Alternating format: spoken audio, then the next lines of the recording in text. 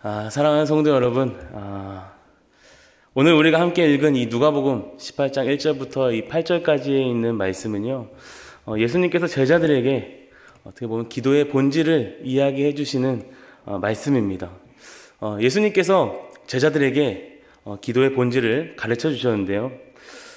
우리는 신앙생활 하는 데 있어서 이 기도는 우리 수없이 많이 하고 있지 않습니까?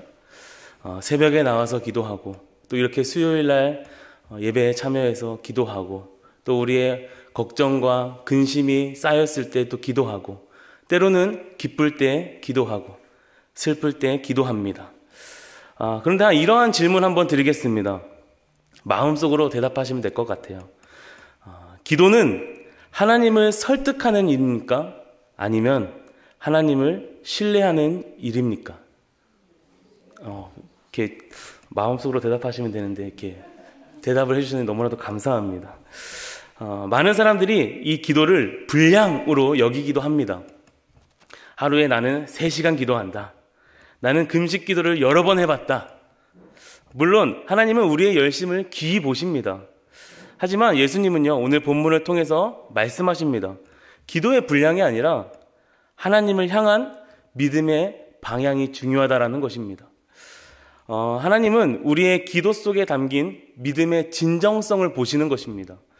기도는 하나님께 문제를 설명하는 그런 행위가 아니라요, 하나님께 나를 맡겨드리는 행위가 되는 것입니다. 문제를 설명하는 게 아니에요. 하나님은 이미 다 알고 계시죠. 우리가 어떠한 상황에 처해 있는지, 어떠한 환경 가운데 처해 있는지는 이미 다 아신다라는 겁니다. 그럼 우리는 무엇을 해야 되겠냐면은 기도하면서 하나님께 맡겨드리는 것입니다. 그러나 현실 속에서 우리의 기도가 낙심될 때가 너무나도 많죠. 기도했는데 응답이 되지 않는 것처럼 여겨지는 겁니다. 하나님 나를 잊으셨나? 이제 더 이상 기도해도 소용없는 거 아닌가? 그때 예수님께서 오늘 주신 이 말씀, 이 누가복음 18장 1절부터 이 8절까지에 있는 이 비유의 말씀이 우리에겐 힘이 되고 능력이 될 줄 믿습니다. 예수님은 제자들에게 항상 기도하라고 하셨습니다. 그 이유는 단순히 포기하지 말라라는 게 아니라요, 기도가 곧 믿음의 표현이기 때문에 그렇습니다. 기도를 멈춘다는 것은요, 하나님의 신뢰를 멈춘다는 것과 같은 의미입니다. 오늘 우리가 나눌 이 말씀은 단순히 기도를 많이 하라는 그런 권면이 아니라요, 끝까지 믿는 자들만이 드릴 수 있는 기도를 보여주는 말씀입니다. 그 기도는 환경에 흔들리지 않고요, 응답이 늦어도 포기하지 않는 기도입니다. 사랑하는 성도 여러분, 오늘 이 말씀을 통해서 우리의 기도가 다시 살아나기를 소망합니다. 우리의 기도의 분량이 아니라요, 끝까지 믿는 자의 기도가 회복되기를 간절히 축복합니다. 오늘 1절 말씀 한번 같이 읽어보겠습니다. 1절 말씀 읽겠습니다. 시작. 예수께서 그들에게 항상 기도하고 낙심하지 말아야 할 것을 비유로 말씀하여. 아멘. 여기서 이 한 절이 이 비유의 전체의 주제를 요약하고 있습니다. 이 말씀 속에서 2개의 중요한 헬라어 단어가 나오는데요, 제가 이 말씀을 보면서 이 헬라어가 너무나도 어렵다는 것을 오늘 한 번 더 느꼈습니다. 한번 띄워주시겠습니까? 먼저는 기도하다입니다. 기도하다. 한번 같이 읽어보시겠습니까? 기도하다 가로쳐져 있는데 한번 읽어보시겠어요? 프로세오 캐스 타이. 네. 이 단어가 이제 헬라어입니다. 이 헬라어인데요, 어떻게 되냐면은 이 프로스라는 이 단어가 있습니다. 프로스는 무엇을 향하여 라는 그런 단어와 유코마이, 간청하다라고 이 단어가 합쳐져서 프로세오 캐스타이가 되는 거예요. 이게 무슨 뜻이냐면은 밑에 있는 말씀처럼 하나님을 향해 마음의 방향을 둔다라는 뜻입니다. 기도하다가 이러한 뜻을 가지고 있는 거예요. 단순히 이 기도가 행위가 아니다라는 것을 우리가 알 수 있는 것입니다. 하나님을 향해 마음을 두는 겁니다. 그러한 뜻을 갖고 있어요. 그래서 이 단어는 기도의 본질이 무엇인지를 분명히 보여주는 것입니다. 기도는 한순간의 행동이 아니라요, 삶의 방향 전체가 하나님께 향해야 된다는 것이죠. 그래서 항상 기도하라는 것은 우리가 24시간 기도해라 라는 말의 그런 의미가 아니다라는 것을 알 수 있게 되는 것입니다. 삶의 모든 순간을 하나님께 향하는 것, 그 말씀이 바로 항상 기도하라라는 말씀이라는 것이죠. 기도는 정해진 시간 속에 행동하는 것이 아니라 하나님을 향한 지속적인 자세입니다. 그분이 나의 중심이라는 고백, 그분이 내 삶의 기준이라는 확신, 그것이 바로 참된 기도다라는 것입니다. 사도 바울도 이 데살로니가 전서 5장 17절에 쉬지 말고 기도하라 라고 기록하고 있습니다. 이 말은 오늘 예수님의 말씀하신 항상 기도하라라 똑같은 의미입니다. 그래서 기도는 어떠한 상황에서도 하나님께 시선을 고정하는 그러한 삶이다라는 것입니다. 그리고 두 번째 단어가 나오는데요. 두 번째 단어는 낙심하지 말라라는 단어입니다. 낙심하지 말라. 이것도 한번 띄워주시겠습니까? 낙심하지 말라. 엔카케인이라고 합니다. 이 말의 뜻은요. 뭐뭐 안에, 카코스, 악, 무너짐, 피로가 결합된 단어입니다. 그래서 직역하면 이런 뜻이 되는 거예요. 악한 낙심 속에 빠지지 말라. 다시 말해서 지쳐 포기하지 말라라는 단어입니다. 이런 뜻을 가지고 있어요. 이 단어는 신약 성경에서 여러 번 사용되고 있는데 항상 믿음의 인내가 요구되는 상황 가운데 이 단어가 사용됩니다. 그래서 고린도후서 4장 1절에 우리가 낙심하지 아니하노라 라고 할 때 이 낙심, 그리고 갈라디아서 6장 9절에 선을 행하되 낙심하지 말지니 라고 할 때 이 단어가 사용된다는 거예요. 그래서 이 엔카케인, 낙심하지 말아야 될 것, 단순히 마음이 힘든 상태가 아니라요, 믿음을 포기하려고 하는 위험한 상태일 때 이야기하는 거라는 것입니다. 예수님은 기도하는 사람은 반드시 낙심의 유혹을 받는다는 것을 아셨습니다. 그래서 이렇게 명하신 것입니다. 기도를 멈추지 말고, 다시 말해서 믿음을 버리지 말라라는 것이죠. 기도는 단지 요청이 아니라 믿음의 싸움입니다. 하나님을 향한 신뢰를 끝까지 지켜내는 행위다라는 것이죠.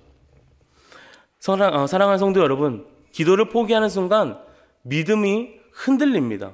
그런데요, 믿음을 붙드는 순간 기도는 다시 살아난다라는 것입니다.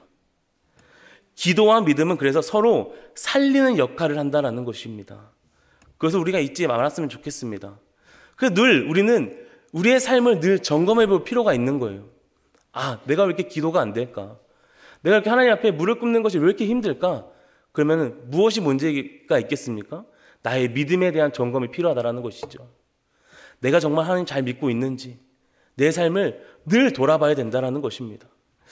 우리 2절 3절 말씀도 한번 같이 읽어보겠습니다. 2절 3절 말씀 함께 같이 읽겠습니다. 시작. 이르시되 어떤 도시에 하나님을 두려워하지 않고 사람을 무시하는 한 재판장이 있는데 그 도시에 한 과부가 있어 자주 그에게 가서 내 원수에 대한 나의 원한을 풀어주소서 하되.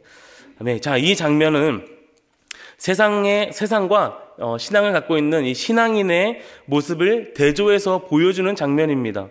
재판관은 세상의 불의의 그 권력을 상징하는 것이고요. 그는 하나님을 두려워하지 않습니다. 그리고 사람을 무시한다라고 소개하죠. 이 두려워하다라는 이 단어는 단순히 무서워한다라는 뜻이 아니라 경외하다, 존중하다라는 그런 하나님의 권위를 인정하다라는 그런 의미인데요. 이 재판관은 하나님을 인정하지 않는 자, 그러니까 스스로 판단의 기준이 되어버린 자를 가르치는 겁니다. 그에게는 진리도 없고 양심도 없습니다. 그는 자기 욕심이 곧 기준이고요, 자신의 판단이 곧 정의인 사람입니다. 사람을 무시한다라는 이 표현은 존중하다, 수치심을 느끼다라는 그러한 뜻에서 왔는데요. 그런데 이 사람은 그런 감각이 없는 거예요. 하나님을 경외하지 않는 사람은 사람도 존중하지 않는다라는 것입니다. 이 인물을 철저히 자기 중심적인 세상의 단면을 잘 보여주고 있는 장면이다라는 것이죠. 그와 반대로 반대편에 있는 과부가 있습니다. 그녀는 사회적으로 연약한 존재예요. 남편도 없고 경제력도 없고 법적으로 자신을 보호할 권리도 없습니다. 그러나 놀랍게도요, 이 여인은 자신의 연약함을 인정하고 하나님께 전적으로 의지하는 믿음의 태도를 가졌다는 것입니다. 그녀는 내 원수에 대한 원한을 풀어달라고 간청합니다. 여기서 풀어주다라는 말을 직역하게 되면은 공의를 세우다라는 거예요. 공의를 세우다, 정의롭게 하다라는 뜻을 가지는데요. 그녀의 간청은 단순히 복수의 요청이 아니라 하나님의 공의가요, 내 삶에 이루어지기를 원합니다라는 그러한 고백이었다라는 것입니다. 어떠한 고백이요? 하나님의 공의가 내 삶에 이루어지기를 원한다라는 그런 고백이라는 것이죠. 그녀는 환경보다 누구를 선택합니까? 하나님을 선택한 것입니다. 사랑하는 성도 여러분, 이 여인은 아무 능력이 없었습니다. 그런데요, 하나님을 향한 믿음, 이거 하나 포기하지 않았습니다. 이것이 바로 참된 기도자의 모습이다라는 것입니다. 믿음을 포기하지 않는 겁니다. 기도는 강한 자의 특권이 아니라 약한 자의 믿음의 고백이다라는 것이죠. 하나님은 강한 자의 주장보다 무릎 꿇는 자의 부르짖음을 들은다라는 것입니다. 하나님은 논리보다 신뢰를, 행동보다 믿음의 지속성을 보시는 게 하나님이다라는 것입니다. 이 가부는 바로 끝까지 믿는 자의 어떻게 보면 상징과도 같습니다. 그녀는 환경을 바꿀 힘은 없지만 하나님을 붙드는 믿음은 잃지 않았다라는 것입니다. 우리가 삶을 살아가는 가운데 이러한 것들 많이 경험할 것입니다. 삶을 살아가다 보면은 때로는 여러 가지 유혹들이 찾아오죠. 내 삶 가운데 내가 부딪히고 또한 때로는 관계 가운데에 여러 가지 문제들이 다가옵니다. 근데 그 문제들을 문제로만 바라보는 것이 아니라 그 문제 안에 하나님을 발견해야 된다는 것이죠. 그 안에 하나님을 발견해서 그 하나님께 기도하는 겁니다. 문제의 해결을 위한 그런 기도 말고요. 하나님께서 하나님의 뜻을 알게 해달라는 기도를 우리가 해야 된다는 것입니다. 만나게 해주신 분도 하나님이시고요. 보게 하신 분도 하나님이십니다. 그렇다면 우리가 구해야 될 것은 무엇이겠습니까? 하나님의 뜻을 구하는 것입니다.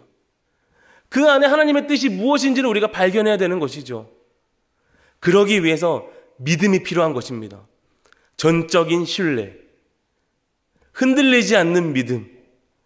그렇게 될 때에 하나님이 우리 가운데 그 하나님의 일들을 보게 해주신다라는 것입니다. 우리 계속해서 말씀 한번 볼까요? 4절, 5절 말씀 한번 같이 읽겠습니다. 4절, 5절 시작. 그가 얼마 동안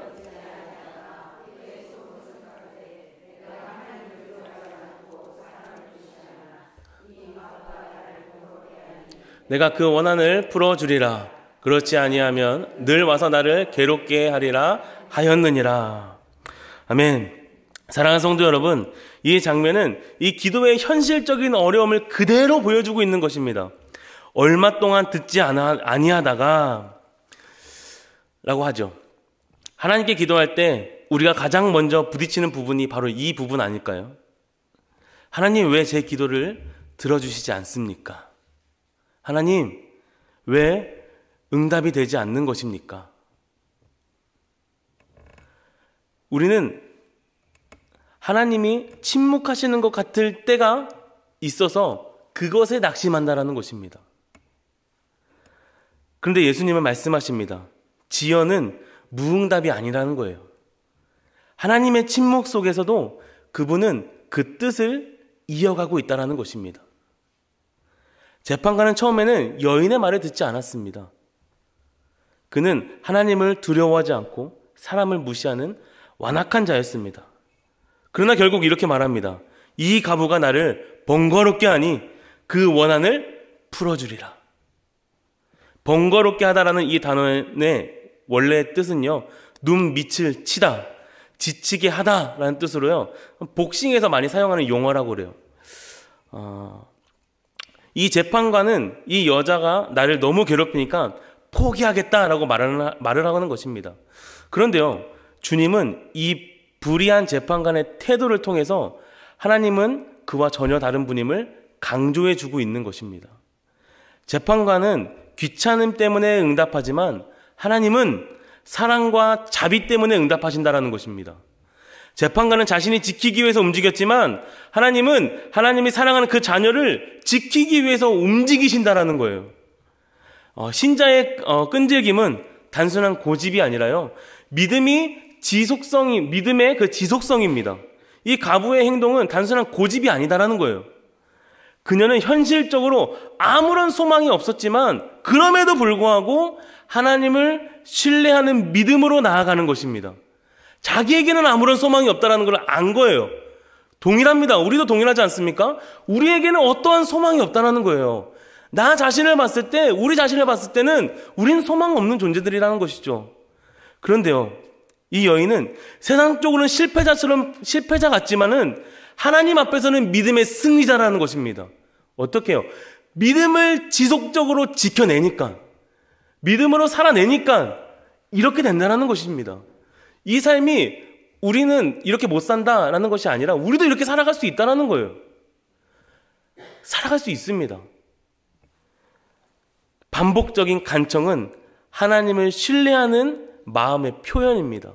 그렇기 때문에 우리 또한 이 반복된 이 간청은 하나님을 신뢰하는 표현이 될 수 있다는 것이죠. 예수님은 여기서 말씀하십니다. 하나님은 사람의 끈질김에 움직이지 않고요, 하나님의 믿음의 지속성으로 반응하신다라는 것입니다. 믿음의 지속성입니다. 우리의 기도가 아무리 길어도요, 하나님에 대한 신뢰가 없다면요, 그는 공허한 외침에 불과하다라는 것입니다. 하나님에 대한 신뢰가 사라진다면요, 그는 공허한 소리와 같다라는 거예요. 하지만 한마디 믿음으로 기도를 드린다면 그 한마디, 하나님은 그 마음을 귀히 받으신다라는 것입니다. 그게 바로 기도예요. 한마디를 하더라도요, 믿음으로 드리는 기도라면 하나님은 그 마음을 귀히 받으신다라는 것입니다. 우리 6절 7절 말씀도 한번 같이 보겠습니다. 6절 7절입니다. 시작. 주께서 이르시되 불의한 재판장이 말한 것을 들으라. 하물며 하나님께서 그 밤낮 부르짖는 원한을 풀어주지 아니하시겠느냐? 그들에게 오래 참으시겠느냐? 아멘.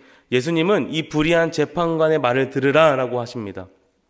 즉 그렇게 불의한 자도 결국 들었으면 하물며 하나님께서야 얼마나 더 신실하게 응답하시겠냐라는 뜻입니다. 이 비유를 논리적인 핵심으로 보게 되면은 밤낮 부르짖는 자들이라는 이 부르짖다라는 이 말은요, 헬라어로 크라저라고 하는데요. 이 단어는 단순히 소리가 아닙니다. 소리가 아니라요, 마음 깊이 터져 나오는 절규입니다. 절규. 마음 깊이 터져 나오는 절규. 이 단어는 종종 예수님께서 우리가 성경을 보게 되면 이 십자가에서 외치실 때 하는 엘리 엘리 라마 사막다니 라는 그 부르짖음 있잖아요. 그 부르짖음이 바로 크라조라는 그러한 단어입니다. 부르짖음. 하나님은 우리의 소리를 듣는 것이 아니라 우리의 마음의 울음을 들으신다는 거예요. 우리의 마음의 울음. 여기서 밤낮이라는 이 표현은 시간의 지속성을 넘어서 이 관계의 지속성을 뜻하는 것인데요, 하나님과의 관계 안에서 끊임없이 부르짖는 사람의 기도를 이야기하는 것입니다. 예수님은 지금 하나님은 무심한 재판관이 아니라 그분은 밤낮 부르짖는 택하신 자들을 절대로 외면하지 않으신다라는 것을 강조해 주고 있는 말씀입니다. 그래서 오래 참으시겠느냐라는 이 단어도요, 분노를 천천히 내린다, 인내로 기다린다라는 의미인데요, 하나님은 즉각적인 심판보다는 자비로운 기다림을 선택하신 분이다라는 것이에요. 그러니까 우리는 하나님의 지연을 무관심으로 오해할 때가 있습니다. 하나님 내 기도 안 들어주시니까 하나님 그냥 내 기도에 관심이 없으신가 보다. 그게 아니다라는 거예요. 무관심으로 오해하지만 그분은 자비 때문에 기다린다라는 거예요. 자비 때문에. 하나님의 자비 때문에 기다리고 계신 것입니다. 하나님은 우리의 기도를 다 듣고 계세요. 다만 그 응답이 우리의 인생 가운데서 가장 정확한 때에 이루어지도록 그분의 손으로 조율하고 계신 것입니다. 우리가 그것을 믿는 것이 믿음이다라는 것이죠. 그분은 침묵하시는 것 같지만 사실은요, 기다림 속에서 우리를 다듬어가고 계신 그러한 분이다라는 것입니다. 하나님은 우리를 계속 다듬고 계십니다. 이 비유의 핵심은 하나님은 불의한 재판관과 다르다라는 것입니다. 하나님은 정의와 자비 그리고 사랑으로 일하시는 분입니다. 그러나 우리가 살아가는 이 현실은 종종 이 재판관과 같은 그러한 세상과 같다라는 것이죠. 악인이 형통하고요, 의인은 고난을 받습니다. 기도에도 변화가 없고요, 믿음이 오히려 손해보는 것처럼 느껴진다라는 것이에요. 그때 예수님이 이 비유를 통해서 말씀하십니다. 하나님은 침묵 속에서도 일하신다라는 거예요. 하나님의 침묵은 부재가 아니라 준비의 시간입니다. 하나님은 우리의 기도를 들으시되 응답을 통해 우리를 바꾸기 전에 기다림 속에서, 우리의 그 끈질긴 기도의 그 기다림 속에서 우리의 믿음을 세우시는 하나님이다라는 것입니다. 지연된 응답 속에서 하나님을 신뢰하는 것이 바로 믿음입니다. 응답보다 신뢰를 택하는 것이 믿음의 성숙하다라는 것을 우리가 기억해야 될 것입니다. 한 교회에 오랫동안 자녀를 위해서 기도한 부부가 있었습니다. 그들의 아들은요, 어릴 적부터 교회를 열심히 다녔습니다. 근데 성인이 되면서 교회를 떠나고요, 세상으로 나가버렸습니다. 신앙은 점점 식어갔고 부모의 그 마음은 무너져 버렸습니다. 어머니는 매일 새벽마다 기도했습니다. 하나님, 제 아들을 돌려보내달라고. 하나님, 다시 주님께로 돌아올 수 있도록 도와달라고. 그렇게 기도했습니다. 하지만 몇 년이 지나도 변화가 없었습니다. 기도는 길어졌고 눈물은 말라갔습니다. 그러던 어느 날 그의 아버지가 이렇게 기도했습니다. 하나님, 제 아들을 바꾸지 마시고 먼저 저를 바꿔주십시오. 제가 진짜 믿음의 아버지가 되게 하여 주시옵소서. 라는 그러한 기도의 제목이 바뀌어버렸습니다. 그날 이후 기도의 방향성이 바뀌자 하나님의 뜻을 이루어달라, 내 뜻 말고 하나님의 뜻을 이루어달라 라는 그런 기도의 제목으로 바뀌고 나서부터 몇 해 뒤 그 아들이 군대에서 깊은 우울증을 겪던 중에 우연히 부대 내에서 예배를 참석합니다. 그 예배에서 그는 말씀을 듣다가 하나님을 경험하게 됐다라는 것입니다. 그날 밤 그는 부모님에게 편지를 씁니다. 아버지, 어머니, 저는 오늘 하나님을 다시 믿게 됐습니다. 하나님은 저를 기다리고 계셨습니다. 그리고 이제 저는 하나님께로 돌아갑니다. 그때 부모는 깨달았습니다. 하나님은 결코 늦지 않으셨다라는 것. 그분의 지연된 응답 속에서 부모의 믿음을 성장시켜 주시고 또한 아들의 마음을 변화시켜 주신 것입니다. 하나님은 우리의 기도를 잊지 않으신다라는 거예요. 그분은 침묵 속에서도 일하고 계십니다. 그분은 느려 보이지만 결코 지체하지 않으신다라는 것입니다. 우리도 이러한 기도를 하나님께 올려드려야 되는 것입니다. 내 뜻을 구하기보단 하나님의 뜻을 구하는 것입니다. 내가 잘 되기 위한 기도보다 하나님의 나라를 위해서 기도하는 것이죠. 우리 8절 말씀도 한번 같이 읽어보겠습니다. 8절입니다. 시작. 내가 너희에게 이르노니 속히 그 원한을 풀어주시리라. 그러나 인자가 올 때에 세상에서 믿음을 보겠느냐 하시니라. 아멘. 이 말씀은 예수님께서 비유를 마무리하시는 결정적인 구간입니다. 처음에 기도로 시작했지만 마지막에는 무엇으로 끝납니까? 믿음으로 끝난다라는 것입니다. 예수님은 제자들에게 기도의 본질은 믿음이다라고 말씀하신 것입니다. 속히 그 원한을 풀어주시리라라는 시간적으로 즉시 곧바로를 뜻하는 것으로 보이지만 여기서 단순한 그런 의미는 속도가 아니라 결정적 확실성입니다. 결정적 확실성. 하나님은 반드시 응답하신다라는 뜻입니다. 하나님은 지연되는 것처럼 보이지만 그분의 시간 안에서는 결코 늦지 않는다라는 거예요. 하나님의 시간에서는 늦지 않았다라는 겁니다. 그러면 어디서 늦었다라는 거예요? 내 시간 속에서, 내가 느끼는 공간 속에서, 내가 살아가는 삶 속에서는 늦은 것처럼 느껴졌다라는 거예요. 근데 하나님이 봤을 때는 아니다라는 것이죠. 하나님의 시간 속에서는 하나님의 그 시간 안에 이루어진 것입니다. 그분의 응답은 언제나, 하나님의 응답은 언제나 정확한 때에 완전한 방법으로 이루어집니다. 하나님은 우리의 기도를 듣고요, 그 기도를 통해서 우리의 믿음을 자라가게 하신 후에 응답하신다라는 것입니다. 우리의 믿음이 자라난 다음에, 그 다음에 하나님의 응답이 있다는 것입니다. 하나님은 결과보다 과정을 귀히 여기신다라는 것입니다. 과정. 어떻게 만들어 가는지. 그리고 인자가 올 때 세상에서 믿음을 보겠느냐라는 이 구절이 이 비유의 절정과 같습니다.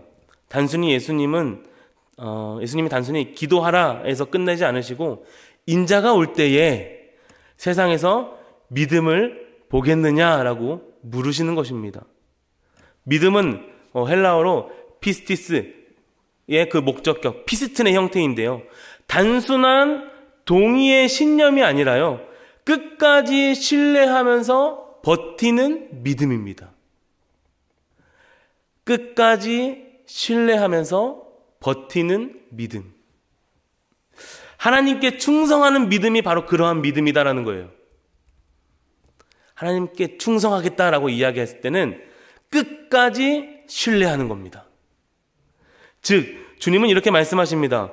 내가 다시 올 때 기도하는 자가 많을지라도 정말 끝까지 믿음을 지킨 자가 있겠느냐라고 물으시는 장면이라는 것이죠.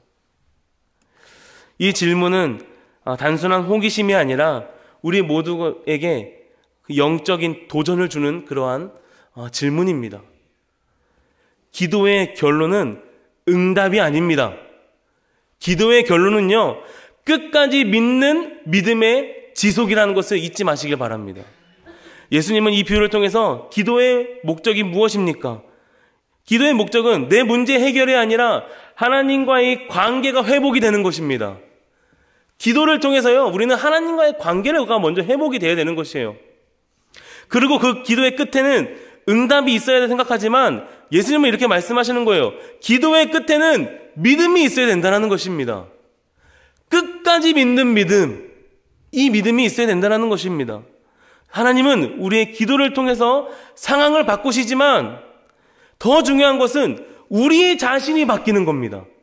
내 상황이 바뀌는 것보다 더 중요한 것은 내가 바뀌는 거예요. 우리가 바뀌는 겁니다. 기도하다가 낙심하지 말고 응답이 없어도 하나님을 신뢰하는 그 시간 속에서 하나님은 우리의 믿음을 단련시켜 주십니다. 그러기에 이제 오늘 말씀을 우리의 삶 속에서 적용하면 좋겠습니다. 끝까지 믿는 자의 기도는 어떠한 기도이겠습니까? 첫 번째로 하나님을 향한 방향을 잃어버리지 않는 것입니다. 기도의 핵심은 방향입니다.